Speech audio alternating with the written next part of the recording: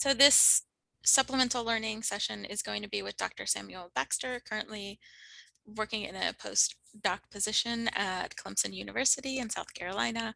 We'll be talking, among other things, about concept mapping as a method. But Dr. Baxter, thanks for joining us. Thank you for having me, Dr. Marino. So let's get started a little bit in talking about concept mapping. And part of the reason, let me take a step back. Part of the reason why I wanted to do this supplemental session with you was, one, I admire your work and have for as long as I've known you.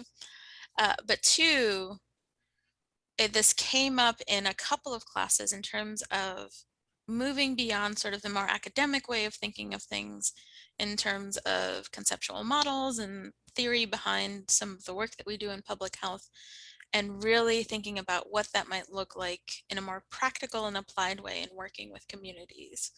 And so before we got started, you mentioned really having to start with the foundation of why it is that we're engaging with communities. So tell me a little bit more about your thoughts around that. Sure. Since we're in public health, it's important to understand that, and I know we all acknowledge that we are doing research, we are becoming practitioners, or we're implementing policy changes that will affect individuals beyond just themselves, but their communities, their society at a broader extent.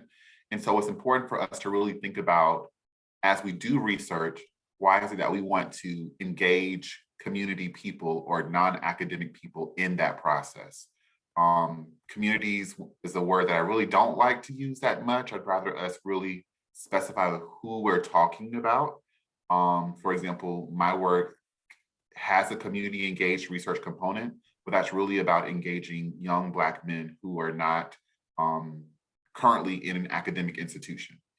And so just to kind of give an example, communities could be many things. Oftentimes we refer to communities, as groups of people, usually minority groups, but communities are also places.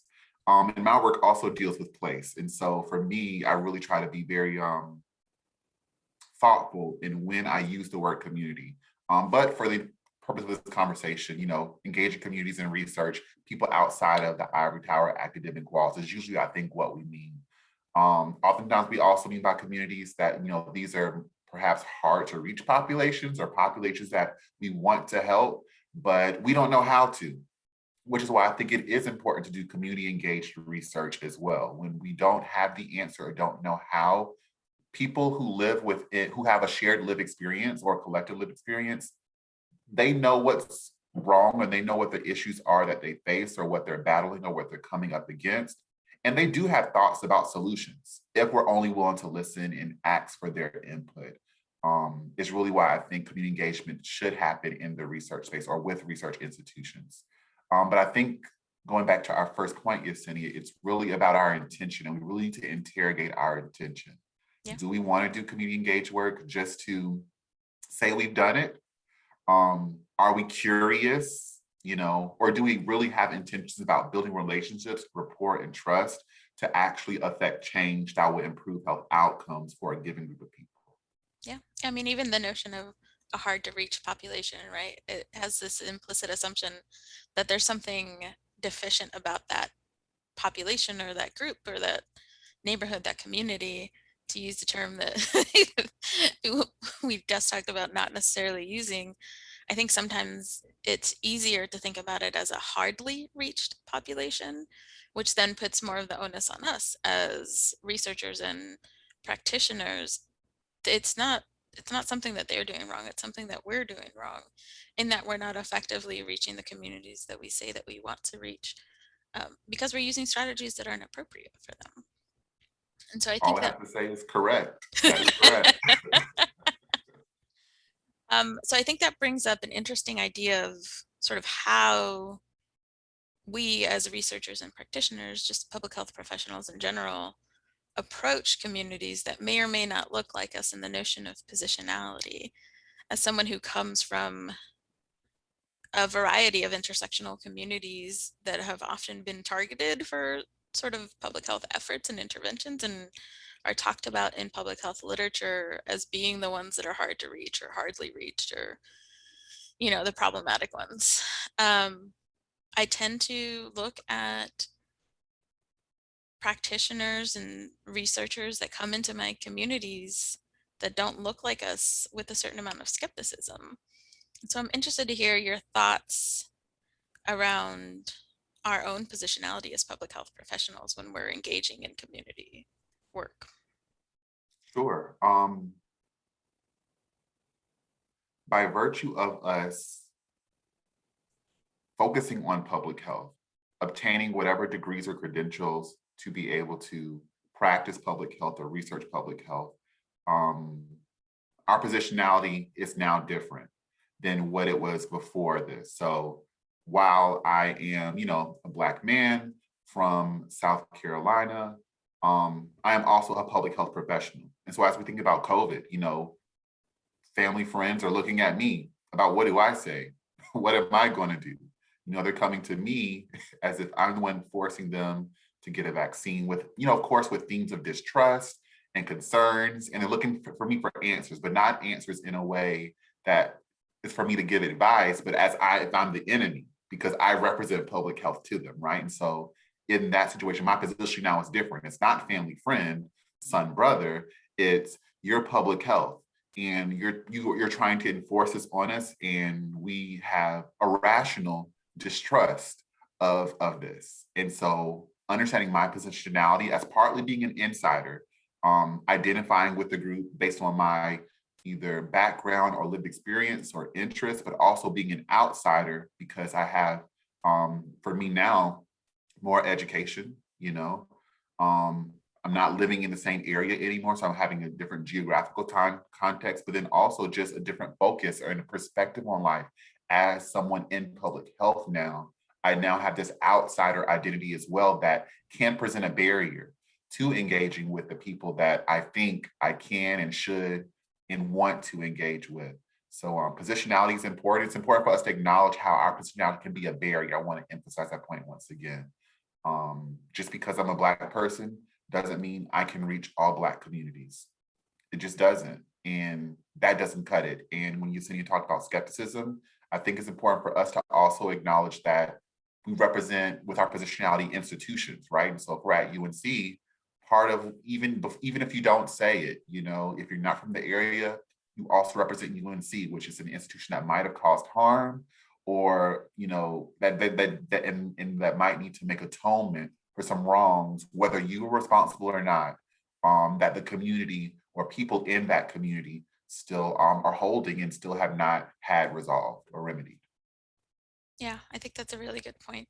I think I've worked at enough institutions within my public health practice that I'm used to. One of the things that was a little newer to me, a lot newer, let's be honest, when I first started working on getting my PhD was recognizing how community members started to react differently to me when they had that PhD association with me. There are so many underlying assumptions about my socioeconomic status, my ability to identify with them, and just my willingness to even either work with them, for them, or to manipulate them. Like there's a lot of assumptions that come with the notion of being a PhD, of being a researcher, of being any kind of academic that are different from just representing an institution. When I worked at NIH, I was used to not only do you represent NIH, you represent the federal government, and you're asking me to do what kind of clinical trial? Or when I worked for the health department, representing the health department, when I worked for a nonprofit, what that meant. And the idea that as an individual with the credentials, like you said, that are different from what they used to be, and who more readily identifies with community than I do with academics, still having that as an additional barrier by virtue of what got me entree to do the kind of work that I believe in still creates some potential separation, which Yeah, and I like your phrasing of it creates a separation, and that separation is for us to overcome. mhm, It's not for them to overcome. I know for me, I still struggle with, just identifying myself as a researcher because I'm a person and I haven't lived the majority of my life even in the research space. Um, but I will never forget when I went to my 10-year high school reunion. I hadn't gotten my PhD yet. Everyone's calling me doctor.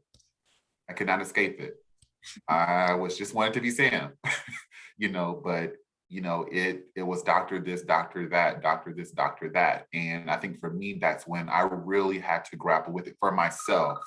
The fact that, I do have this different identity now. Um, and I can't shake it, whether I want to or not, this is how I am perceived, right? And so it's important for me also not to pretend as if that doesn't exist, because that can also come across as condescending to others as well. So we don't want to do that either as we try to overcome that separation. Yeah, for sure. And it was one that, like you said, it's on us to overcome because, there was definitely a moment where I could have gotten super defensive and been like, nah, I'm like just as hood as I ever was. But like, first of all, that's not really true anymore. Like the number of syllables and half of the words that I use, just like take me out of the bracket that I used to like identify with and still often identify with.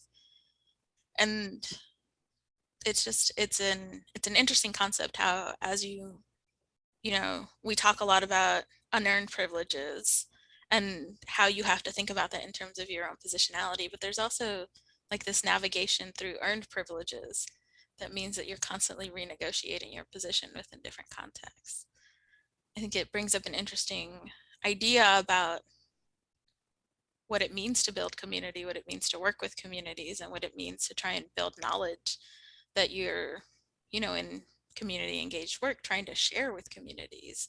So I'm interested to hear your thoughts about sort of that shared ownership of building knowledge when it comes to research or building programs when it comes to practice. Like, talk to me more about that. Sure. And as we further talk about concept mapping, I think I might have a slide about community engaged research and we kind of represent a few of what I shared now. But as I think about in community engaged research, the first thing about this is a collaboration, right? It's a collaborative process between the researcher and community partners. So again, as we say, we're engaging community, we're not engaging the whole community.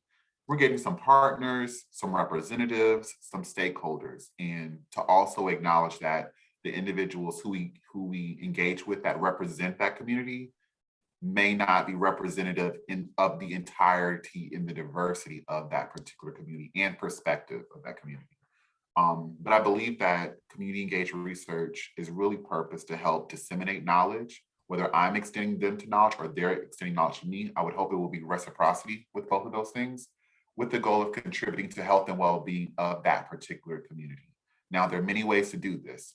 If we think about a continuum of doing research on communities, to doing research in communities, to doing research with communities, I would hope that our goals and our objectives will be aligned with us doing research with communities and not research on communities. I think for too long, community engaged research has been doing research on communities, right?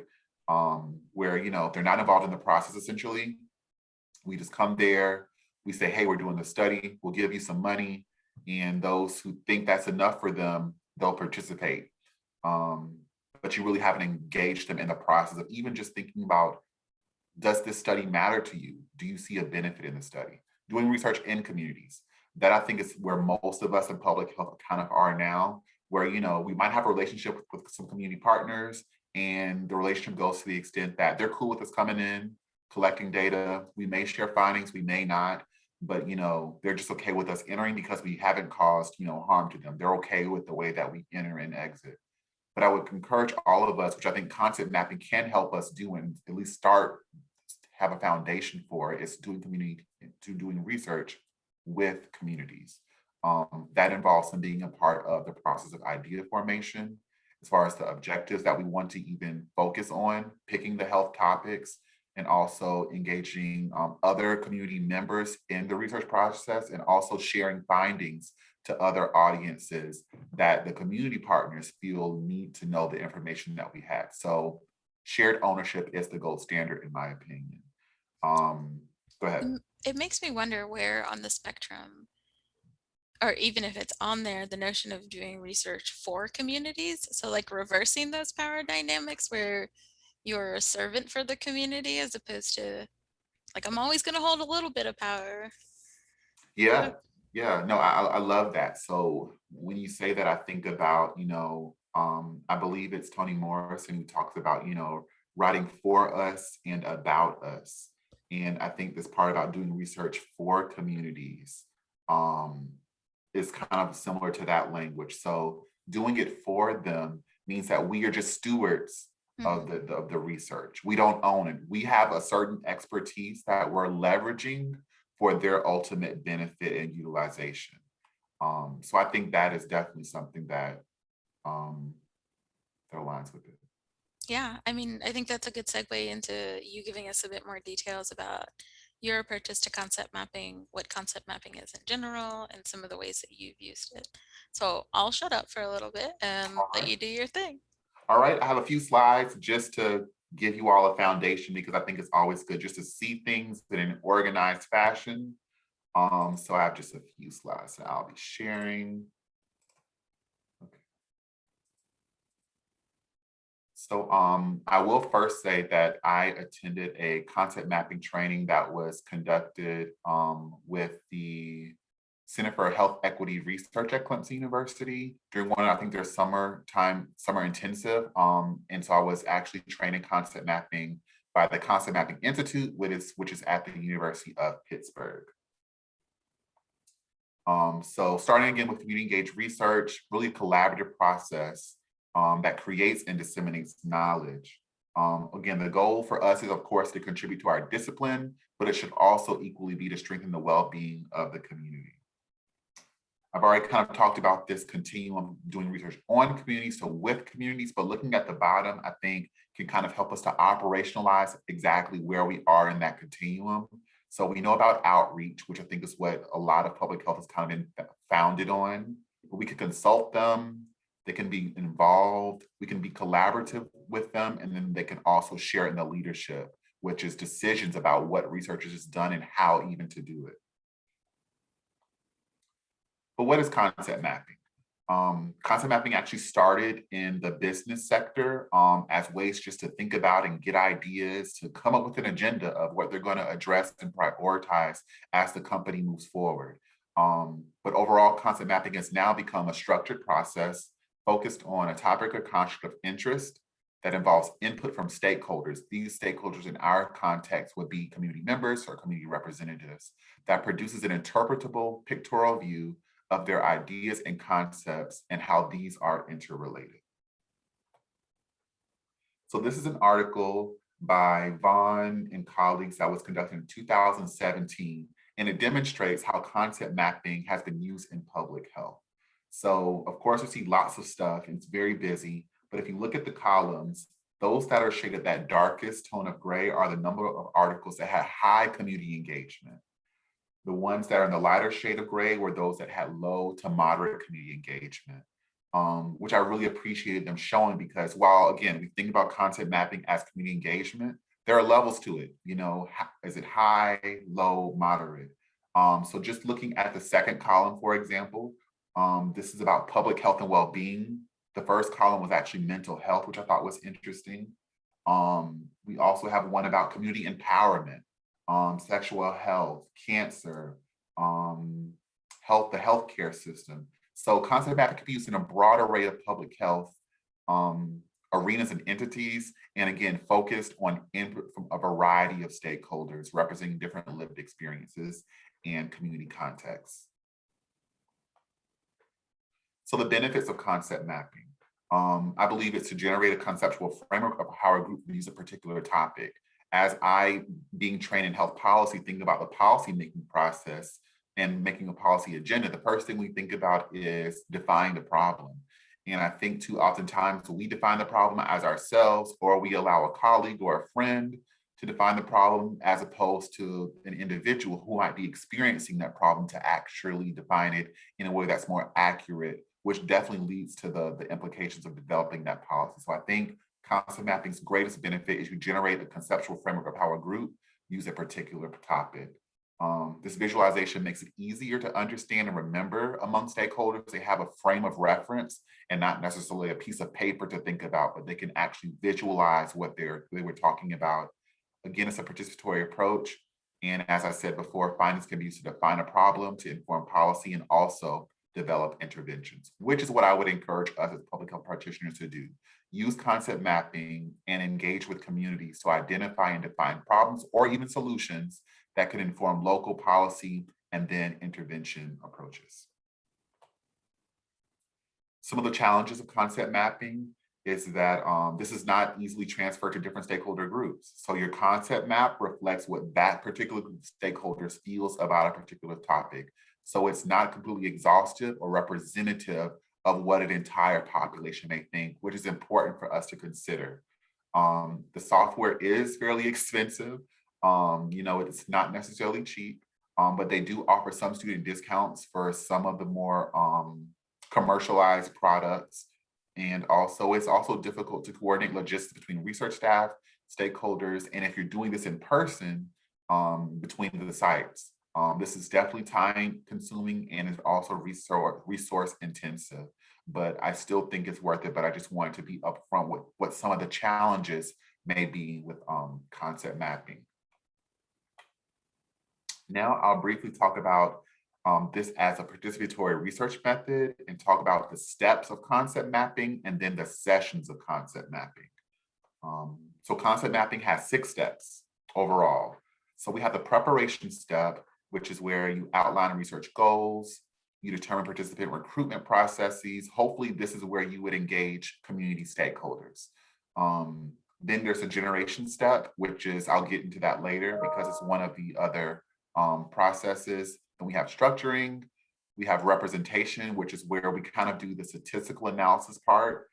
So again, first in steps 2 and 3, concept mapping has a more qualitative, community engaged oriented feel. But once we collect that data, we actually run it into the concept mapping software and then conduct multi-level analyses to actually help us create the image of the concept map. And then we finally interpret it with a group discussion to understand the meaning of the maps. Again, the researcher is not the one deciding what the map means.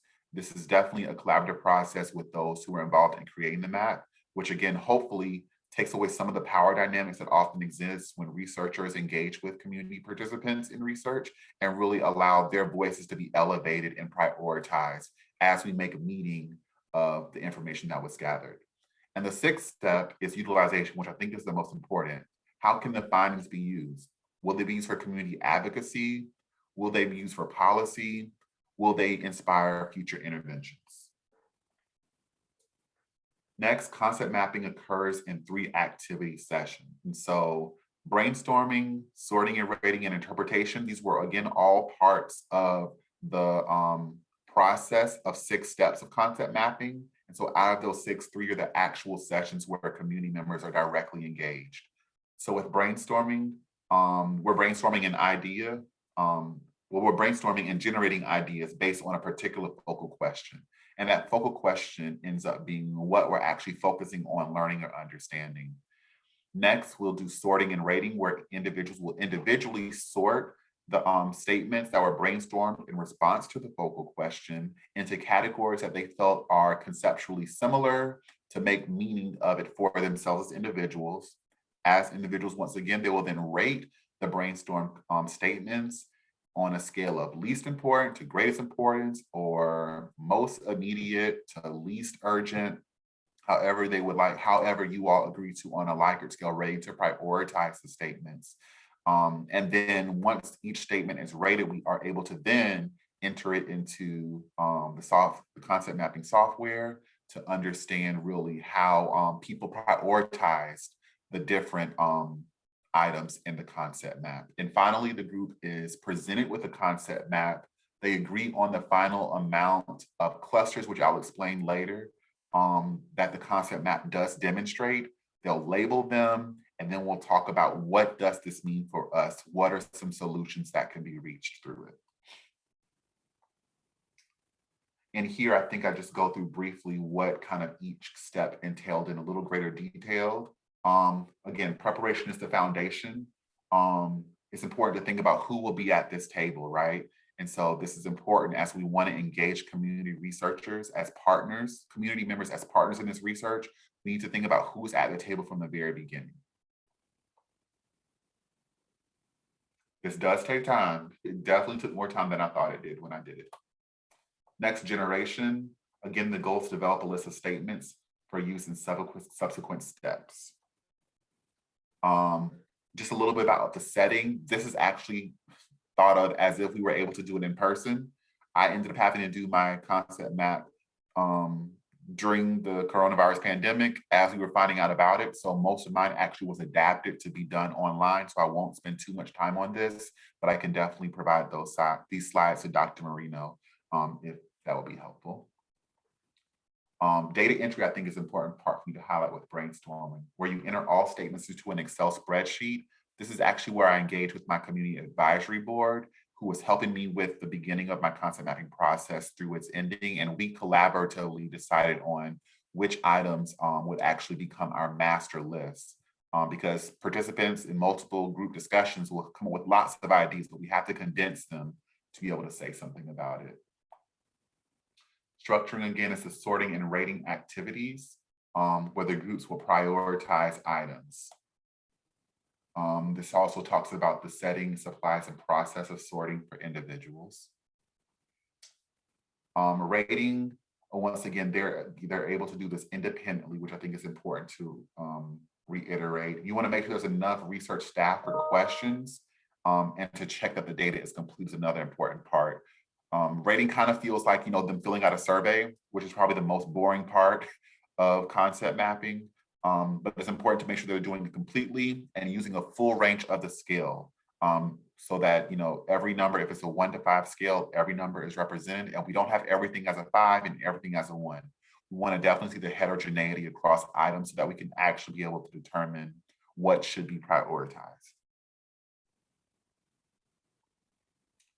Of course, in this representation, I use Group Wisdom, which was the latest iteration of the concept systems software to conduct these analyses.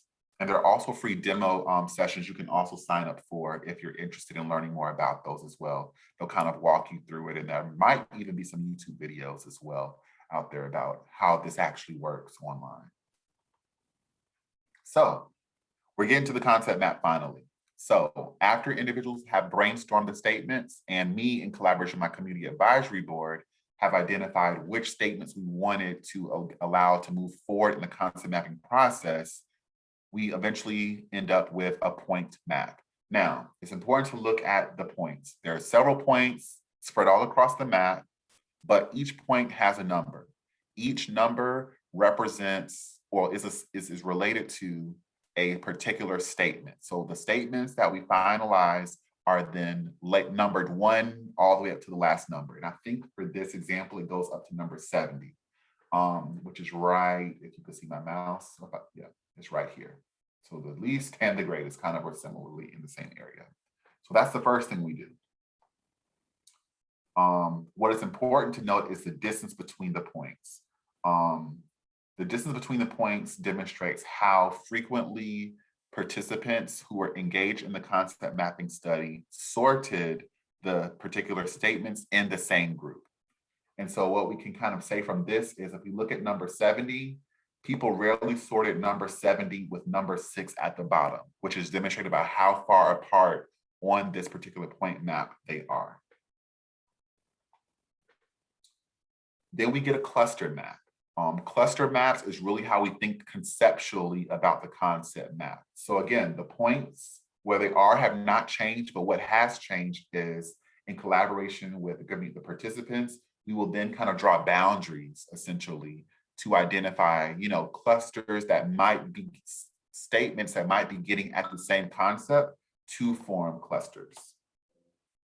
So just as a quick example, for example, cluster 7 and cluster 5, we see number 47 and number 14 they could have been in the same one, but for whatever reason, they were decided to represent different things to be able to say something.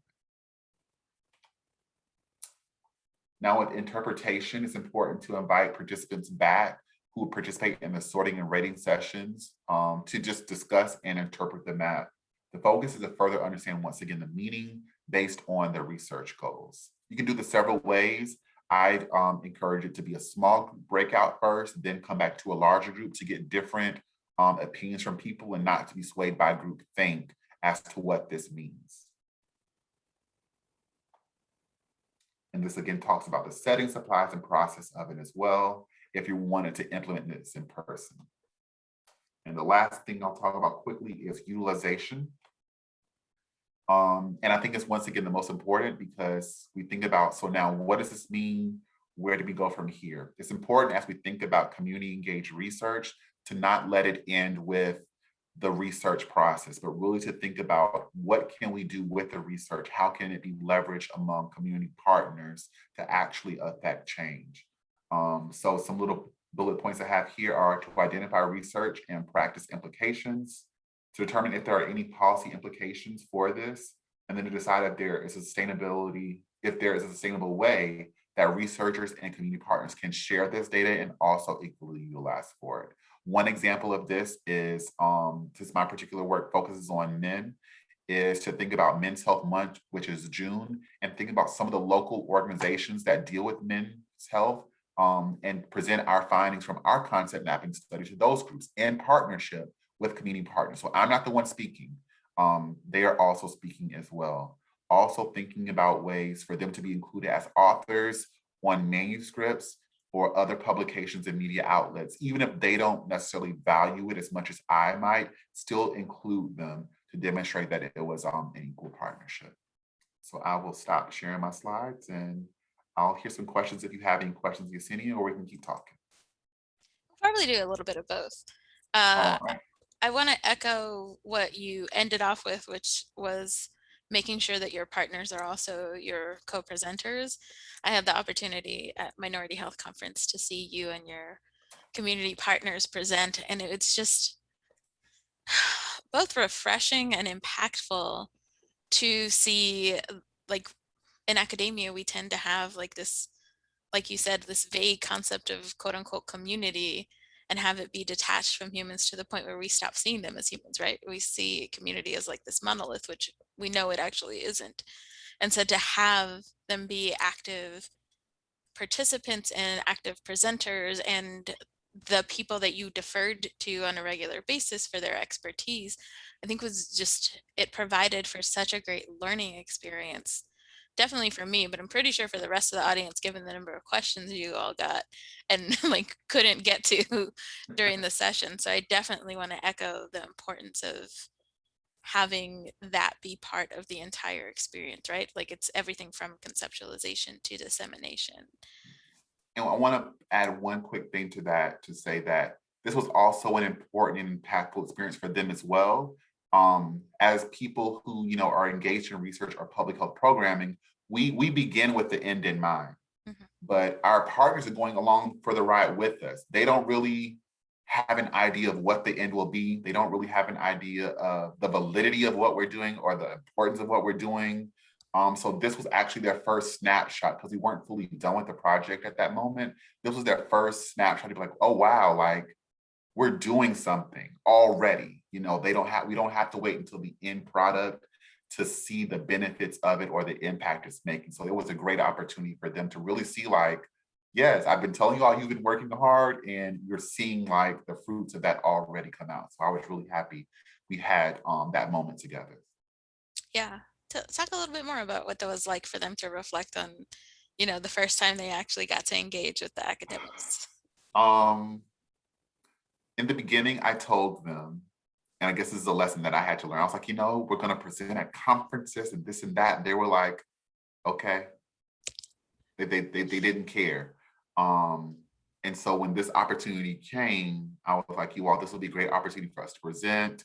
While this may not be most important, there are people who might be engaged with your work, with your communities per se, who attend and might come to our session. So I think it will be important, for you all to be there. And so I think for them, it made sense and it was valuable for them to participate in the conference, because there might have been someone who might be, doing public health work in their particular community, and they wanted to speak for their community. So they wanted to show up for their community, and we had to reframe them presenting at the conference in that way.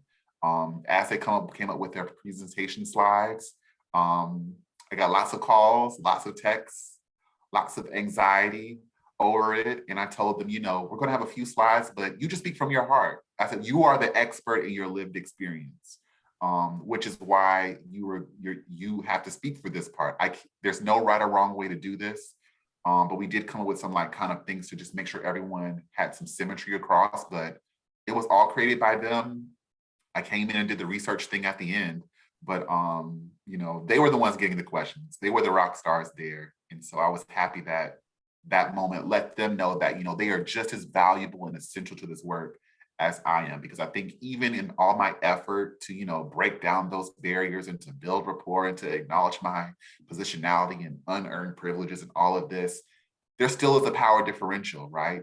There still seems to be this relationship where it's my way or the highway, even as I tried to combat that as much as possible. So I think this helped them to really see that they have agency and equal ownership of this project just as much as I do. Yeah, that's a really good point, and really highlights that like negotiating positionality and that engagement isn't just a one-time process, isn't just something you think about before you go in and do the work, isn't just something you negotiate at the beginning and then you're straight. It's one of those things where it's constant, like that, those lines of communication, that mutual respect has to always be there because it's so hard to gain the trust of a community and it's so easy to lose it. And I think that that raises the question of what suggestions you would have for somebody who's interested in using this kind of technique or methodology in engaging with communities. The first thing I would think about is, what communities do you want this to be centered on? For me, my research was centered on young Black men living in historically Black cities. And so because that's what I decided my research for this project would be centered on, I already knew I had to think about geography and I had to be intentional about the community board members. And community board is the people who were representatives of the communities, and they helped me to think through the process of as I went through it. So that those were once I realized that's who I was trying to center and where I was trying to center my work, that guided the rest of the process. Then it would be, so think about the communities that you want to center on the work. Next, think about your positionality and talk to friends about that. And then try to talk to your family about that. Because I think, especially if you are a person who identifies with a group that has experienced marginalization, it's very easy for us to deny our privileges. And that's why it's important to ask others to help you do that work.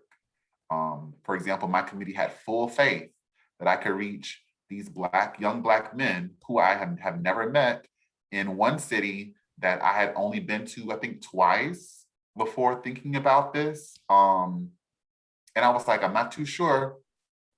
I'm not too sure if I can enter this place respectfully and quickly and efficiently and all that good stuff.